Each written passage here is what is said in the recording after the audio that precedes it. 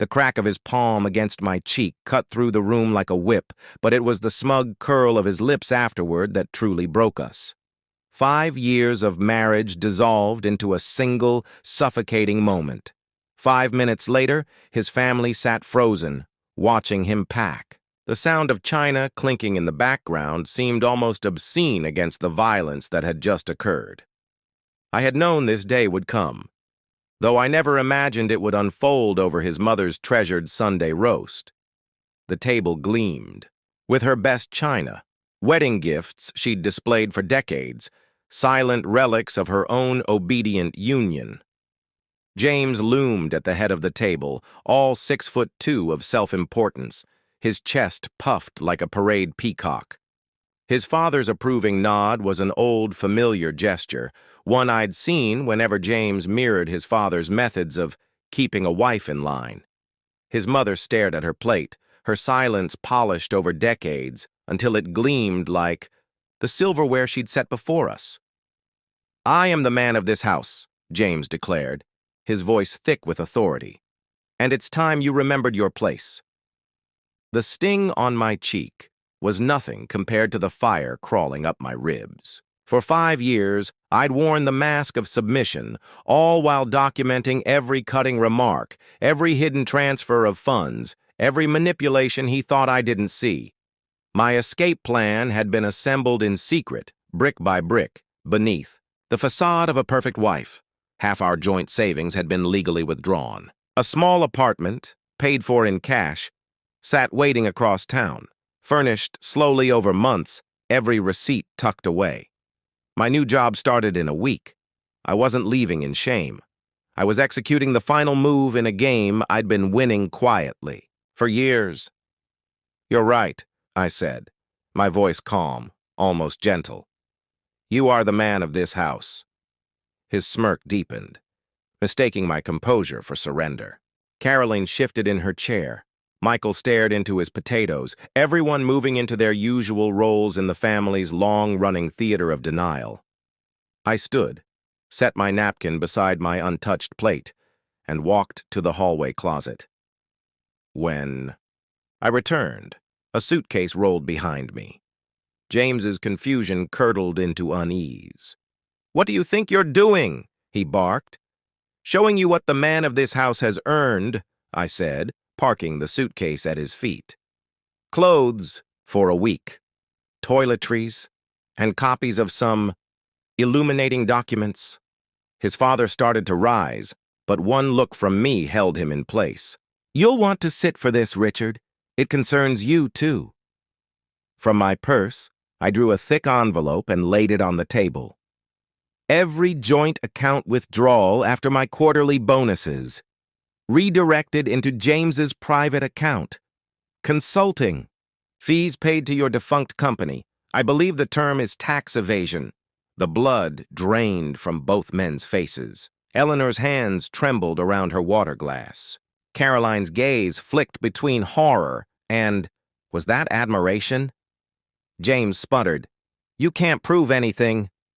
"Oh, I can," I replied. "My father didn't just teach me how to be a wife. He taught me how to be an accountant." The room turned to stone. Every word I'd spoken was a chisel to their carefully constructed image of control.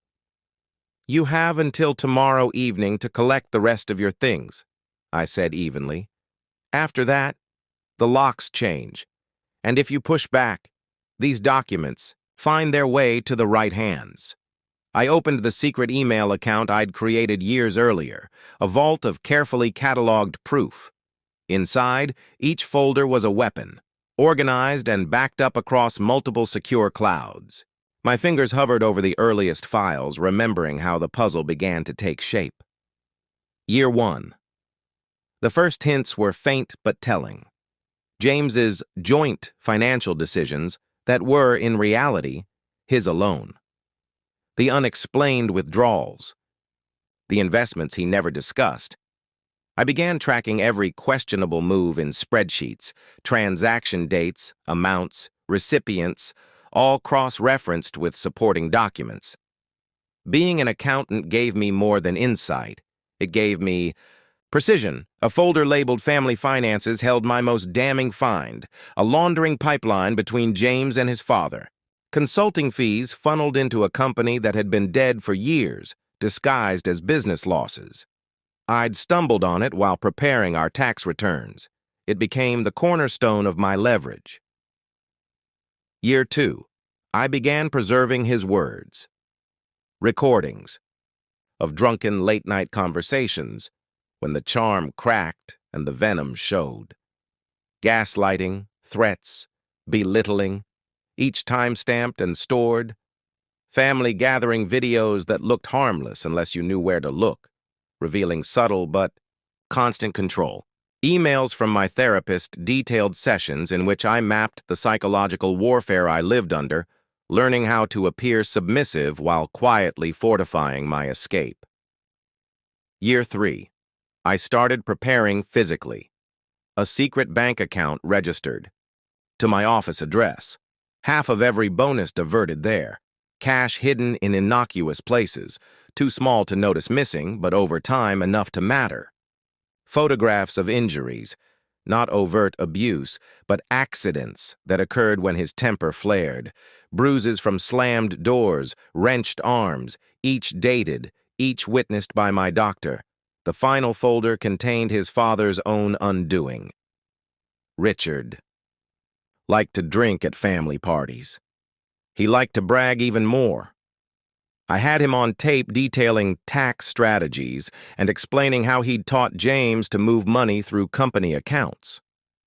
Last Christmas's recording was practically a confession to federal crimes. I stood, poured myself a glass of Pinot Noir, a wine James had banned from our home, and savored it. He thought he'd been holding the strings. In truth, I'd been building an arsenal to cut them all. My phone buzzed. A text from Caroline. Mom's hysterical. Dad's threatening legal action. Are you sure? I smiled, picturing Richard's expression when I mentioned those consulting fees. They wouldn't dare push it to court. Exposure would ruin them. I opened my real journal, not the decoy I'd let James find, and wrote the events of the day. These weren't simply diary entries, they were a chronicle of resistance. Every calculated step toward freedom was there.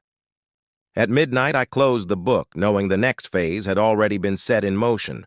By morning, the chaos I'd predicted was unfolding. Dozens of messages and missed calls stacked on my phone before I'd finished my coffee. James. You're being irrational. Come home. Richard.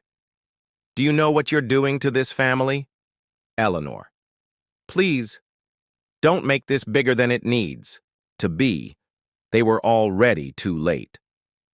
My lawyer, Patricia, began sending the first wave of emails at precisely 8:09 a.m., one to James's firm outlining the discrepancies I'd uncovered, another to Richard's business associates hinting at irregularities. At 9, the doorbell rang. James stood there, tie askew, hair unkempt. The man obsessed with image was unraveling.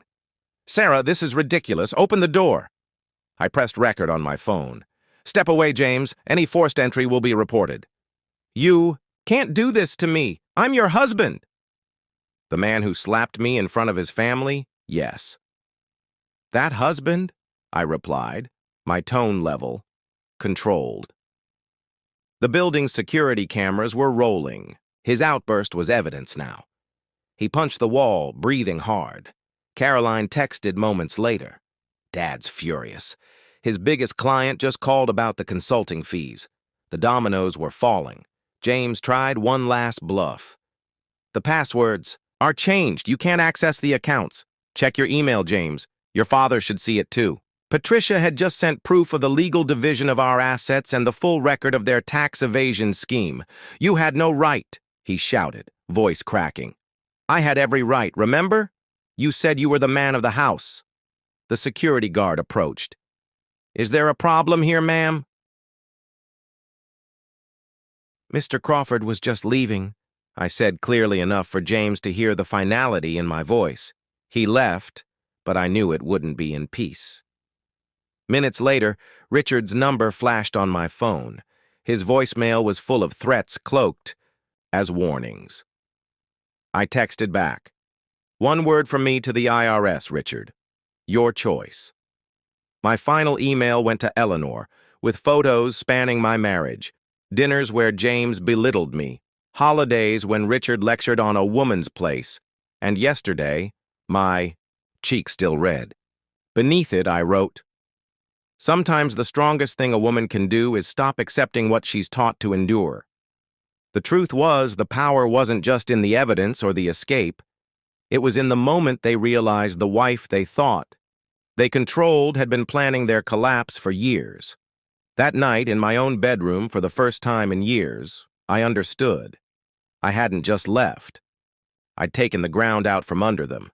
The silence was different now, not the suffocating kind that came from walking on eggshells, but the stillness of sovereignty. My phone had finally stopped buzzing. The last message I'd received was from Eleanor, a simple "I understand" in response to my email. 2 words that carried a weight far heavier than their letters, as if she saw her own unlived choices in my actions. The next morning, the flying monkeys arrived. First came the mutual friends, their messages a carefully balanced cocktail of concern and guilt. "James is devastated. Couldn't you have handled this differently? Think about his career. This could ruin him. Every couple has rough patches." My reply to each was the same. A photo of my bruised cheek, followed by, "Would you give this advice to your daughter?" The silence that followed said more than their words ever could. Then came the family. Cousins, aunts, uncles, people who had smiled benignly at his controlling behavior for years, suddenly found their voices. Their messages swung from manipulation to threats. But something unexpected happened too. Support emerged from unlikely corners. Caroline, James's sister, appeared at my apartment with a bottle of wine and tears in her eyes. "I've watched him become our father for years," she said as we sat on my couch. "I should have done something." "You're doing something now," I told her, pouring another glass. A text from Michael, James's brother, lit up my phone later that evening. "The family's in chaos. Dad's lawyers are scrambling. But you did the right thing. Some things need to break before they can be rebuilt." The most surprising ally was Emma, James's teenage niece. She started a group chat with her female cousins, sharing the documentation I had kept of James's behavior. Aunt Sarah showed us we don't have to accept this as normal. The thought of those young women learning to spot red flags early filled me with fierce pride. Rebuilding my own support system meant being vulnerable in ways I had long forgotten. I reached out to old friends who had drifted away during my marriage, expecting distance, but finding open arms. "We've been waiting for you to come back to us, Lisa," my college roommate said over lunch. "My therapist helped me navigate this strange new territory. You're experiencing the aftermath of a perfectly executed liberation," she explained. She was right. There was guilt. Not for leaving, but for succeeding where so many others couldn't. Fear, not of James, but of the ripples my actions would cause. And grief, not for the marriage I'd lost, but for the years I'd spent preparing instead of living. Work became my sanctuary. I had quietly excelled for years while pretending disinterest, playing the role of the corporate wife. Now unleashed, I dove into projects with relentless energy. A week after everything, my boss called me. "I always knew you were holding back," she said, sliding a folder across her desk. "Department head, the interview's yours." The pay raise was nice, but the real reward was the chance to mentor other women. While James's career crumbled under the weight of his own financial misdeeds, mine was soaring. I learned to sleep in the middle of the bed, to choose restaurants I liked without compromise, to laugh without scanning the room for approval. The woman in the mirror stood taller, smiled more freely, her eyes no longer shadowed by constant calculation. 2 weeks after my escape, Eleanor emailed again. "I filed for divorce today. Richard doesn't know yet. Thank you for showing me it's never too late. We met at a coffee shop far from both our worlds. She looked smaller without his looming presence, her hands trembling slightly as she stirred. Her latte, the diamond ring, gone. He threw the papers at his lawyer and demanded they be fought, just like James did. The social fallout spread like wildfire. Their father-son business empire was cracking. Country club memberships suspended. Former friends losing their phone numbers overnight. They think it's best if I step back from organizing the charity gala, Eleanor said dryly. 40 years of perfect table arrangements erased. James's law firm placed him on indefinite leave. His father's partners demanded an audit. The FBI showed up at their office. Michael's wife posted about it before anyone could stop her. Social media became the battlefield. Screenshots of James's threatening texts circulated, joined by stories from his ex-girlfriends. The country club set, those who had turned a blind eye for years, were now in their own reckoning. Wives opened secret bank accounts. Husbands who once praised James's traditional values found themselves defending outdated ideas no one wanted to hear anymore. Even Margaret Wilson, the one who'd told me I was lucky to have such a strong-willed husband, called asking if my lawyer could help her daughter. The ripple effect was undeniable. Women began documenting their own escapes. One left her husband in a single day, armed with a plan built on my blueprint. James, desperate, tried to tell his side at social events, but the evidence drowned him out. The final nail came when he drunkenly posted a rant about ungrateful wives on LinkedIn. By morning, his law firm had terminated him. His father's bluster only dug them deeper. The most powerful moment came at a charity event. Eleanor walked, in her first public appearance since filing. The room went still, whispers trailing her every step. When she reached my table, I stood and hugged her, loud enough for everyone to hear. I saved you a seat here. The message was unmistakable. The old social order built on suppressed truths and enforced silence was collapsing. In its place rose something entirely different. A chorus of women who had found their voices, men who chose to be allies rather than oppressors, and a social conscience that could no longer be purchased with donations or country club memberships. As spring painted the city in color, my own life began to bloom. 6 months had passed since that Sunday dinner, and the woman who had walked away from her marriage was almost unrecognizable. Stronger, more vibrant, and finally free of the constraints that had once bound her, I stepped into my new role as department head. My office overlooked the city skyline, a daily reminder of how far I had risen from the ashes of my former life. The walls, once bare, now displayed certifications and awards I had once been forced to downplay for the sake of James's ego. "You've completely revolutionized the department," my boss, Sarah Chin, had said during our quarterly review. "The mentorship program you started for junior female accountants is exactly what we needed." That program had been my passion project, born from my own scars. Financial abuse recognition became a mandatory training module, teaching young professionals how to spot the signs and document them. The results were immediate. 3 employees had already left abusive relationships after attending. My therapy sessions with Dr. Martinez shifted from crisis management to personal growth. "You're not just surviving anymore," she told me one afternoon. "You're thriving." The word future no longer carried dread. My calendar filled with things I had once been denied. Art classes, salsa dancing, weekend getaways with friends I had been told to abandon. My body healed alongside my spirit. Yoga loosened the knots of years spent bracing for criticism. The sits, reflection in the mirror stood taller, smiled easier, and carried a confidence rooted deep within. Eleanor was transforming too. After finalizing her divorce, she enrolled in community college, chasing a dream Richard had crushed decades ago. We met weekly for coffee, sharing victories and supporting one another. One afternoon, she told me she had found her old art supplies and was turning Richard's study into a studio. Her eyes gleamed as she spoke, and I knew we were both building lives we were never meant to have under their control. The Phoenix Rising became more than a personal metaphor. It became a mission. I began speaking at women's shelters, sharing not just my story, but the exact steps I had taken to escape. Caroline joined me, offering her perspective as someone raised in a household where control was the norm. Together, we created a workshop called Breaking the Cycle, helping women identify and respond to financial and emotional abuse.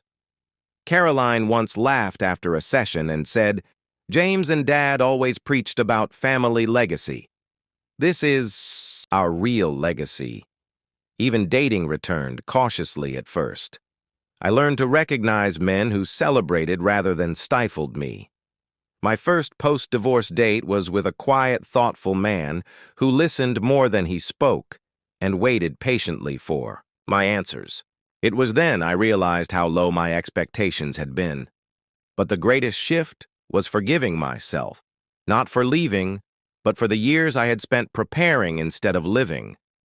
Dr. Martinez reframed them as my cocoon years, where every small act of resistance was a thread I used to weave my wings.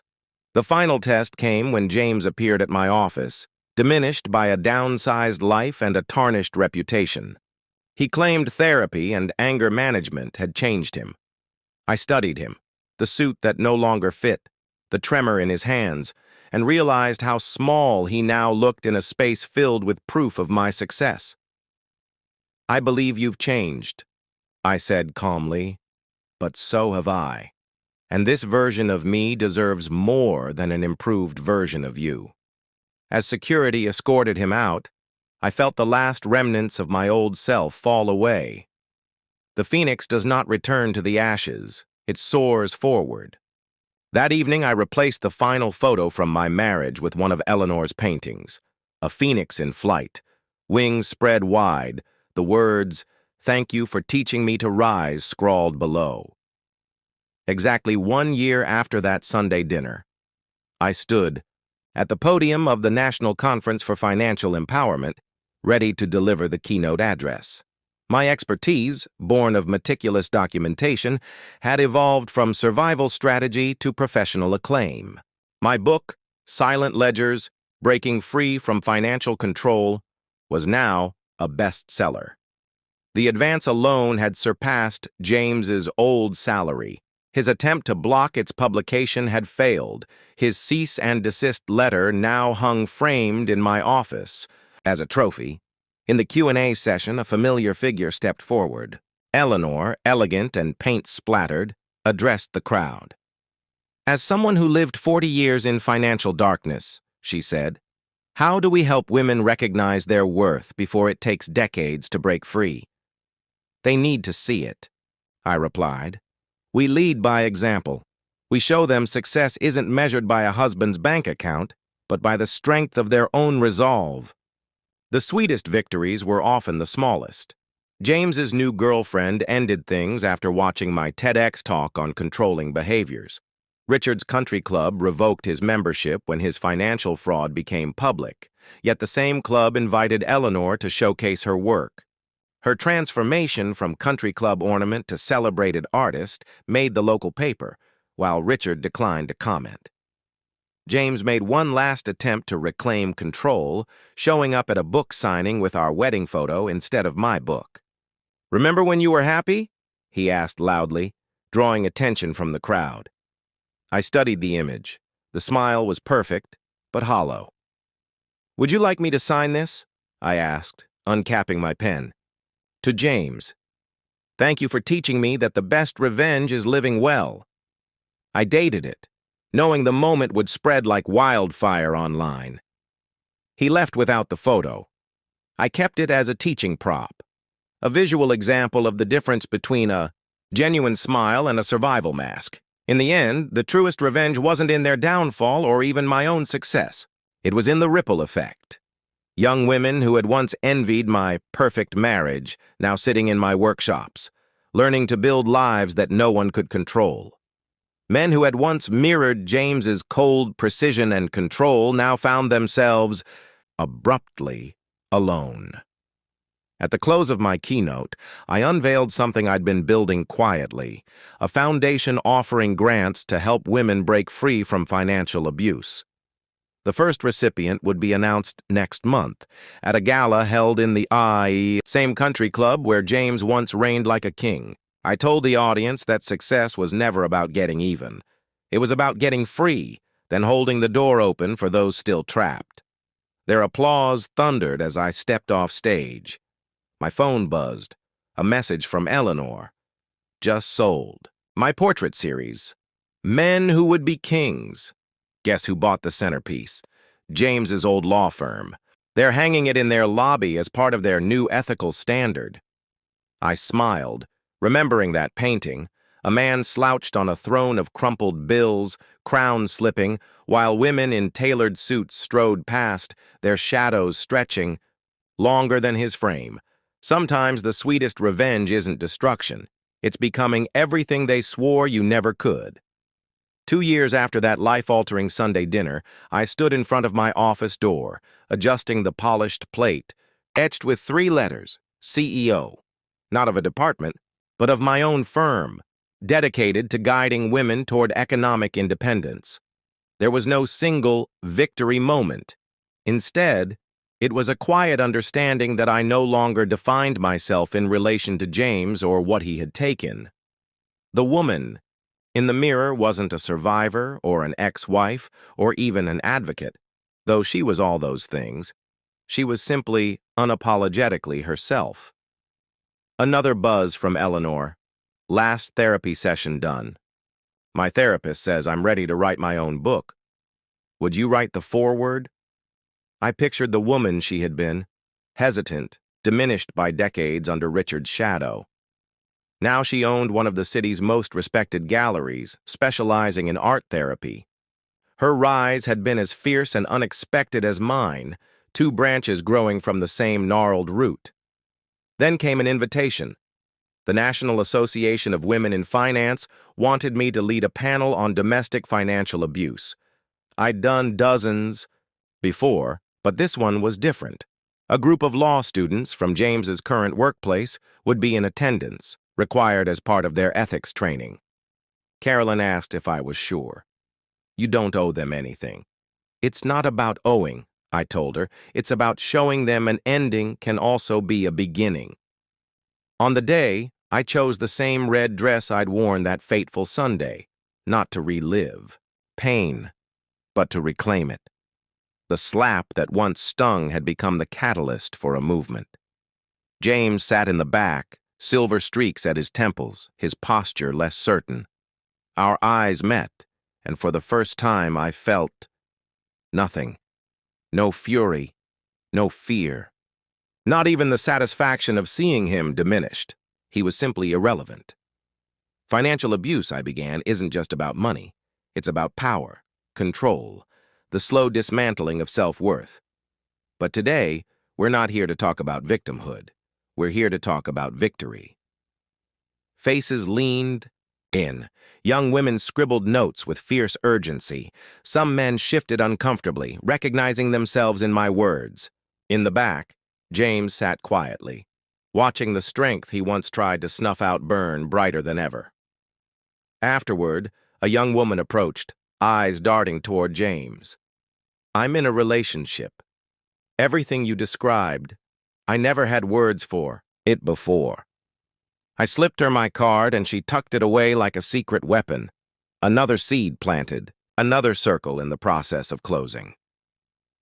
That night, my penthouse glowed with the warmth of friends.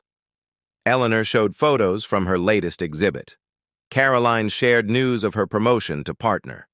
Even James's niece, Emma, now a law student, specializing in women's rights, joined us. 2 years ago, a Sunday dinner had shattered us. Tonight, we toasted to being stronger for the breaking. The true victory wasn't the wealth, or even the accolades. It was the quiet certainty that we had become exactly who we were meant to be, not in spite of our past, but because we'd turned it into fuel. Standing on my balcony later, the city lights glittered like a private constellation. The hands that once trembled now gripped the reins of my destiny. My phone chimed. Dr. Martinez, remember when you first came to me, planning. Your escape? Look at you now. This isn't just victory, Sarah. This is transcendence. He was right. The final triumph wasn't revenge or even redemption. It was realizing the woman I had been fighting to become had always been there, waiting for courage to call her forward.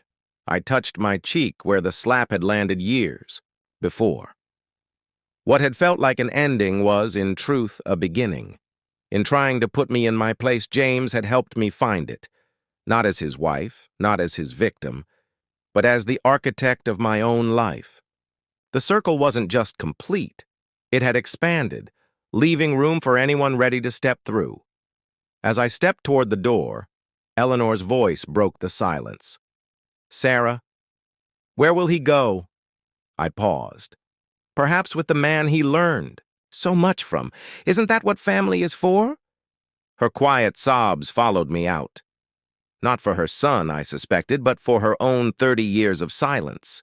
Sometimes the perfect facade must be shattered for the truth to breathe.